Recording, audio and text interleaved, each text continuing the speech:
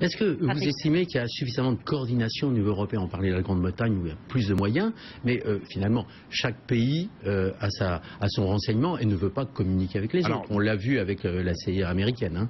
Alors vous abordez un point qui est absolument fondamental et vous avez totalement raison.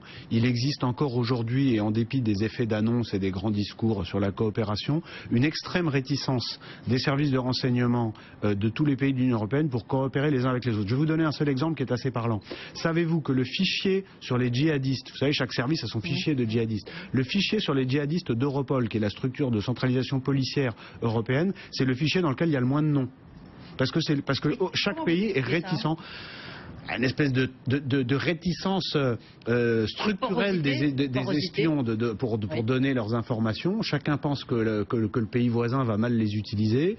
Les gens ne se parlent qu'à moitié, donc ignorent à moitié ce que font les autres comme opération, donc on n'ose pas donner. Pays, hein, il y a beaucoup et donc il n'y a pas du tout de culture de coopération. Enfin, il y a des effets d'annonce, mais dans la réalité, quand les gens qui m'en parlent mettent toujours ça comme problème concret numéro 1 dans la réalité des coopérations intereuropéennes. Il y a un débat en ce moment très fort au Parlement européen, justement, entre la droite, Europe Écologie Les Verts, qui sont accusés de retarder ce fameux fichier de billets, le PNR. Est-ce que pour vous, c'est essentiel, ce PNR? Non, mais c'est pas pour moi, c'est pour tous les gens qui s'intéressent à la question. Manuel Valls le dit depuis cet automne. Simplement, il y a une chose qui est quand même extraordinaire, c'est qu'au moment où le gouvernement faisait voter la loi Cazeneuve du 13 novembre 2014, 9 jours plus tard, au Parlement européen, il y avait un vote pour s'opposer au PNR européen, et le Parti socialiste a voté pour s'y opposer. C'est-à-dire que la main droite du PS ignore ce que fait la main gauche, ou même fait l'inverse. Oui, ce qui se passe à Paris ignore ce qui se passe au Parlement européen. C'est affligeant, c'est absolument affligeant. Et ce qu'on peut espérer,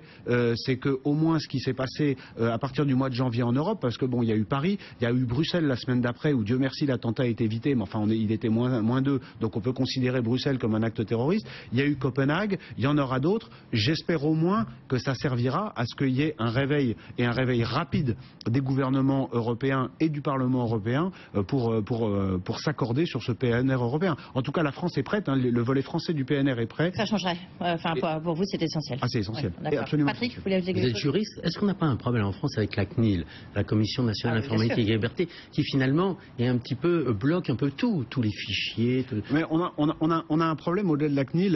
C'est ce que je disais, c'est le droit à Internet aussi. Enfin, voilà, oui, on a un problème de réflexion quasi philosophique sur les notions de droit et de liberté. C'est-à-dire qu'il y a une espèce de reste d'esprit libertaire de 68 qui plane dans le débat, et on a l'impression que, oulala, à chaque fois qu'il y a une mesure de sécurité qui est prise, elle va obérer nos libertés. Moi, je veux juste poser la question suivante. Quel est le sens de la liberté? Quel serait le sens des libertés si nous ne pouvions pas les exercer? Les libertés d'aller et venir et les libertés d'expression sont essentielles. Mais si à chaque fois que vous allez prendre l'avion, vous risquez de sauter, vous ne vous déplacerez plus. Et ça va mais vous savez, vous mettez la frontière ou pas? Non, mais je vais vous dire une dernière chose sur le débat théorique. C'est que on parle de liberté, liberté, liberté. Mais si demain, il y avait tellement de dégradation de la situation que la vie s'arrête, que les gens ne sortent plus, etc.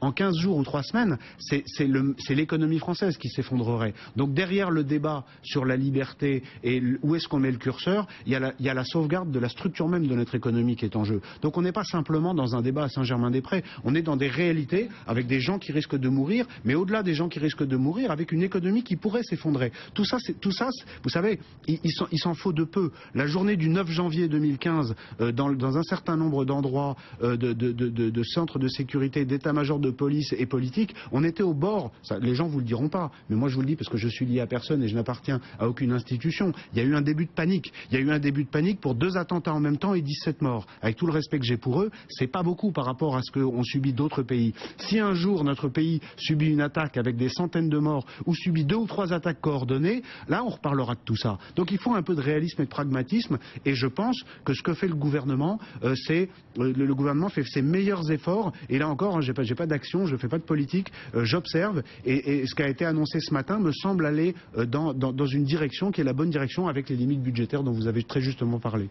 Est-ce que vous estimez qu'il y a une coordination suffisante entre nos 6 services de renseignement en France?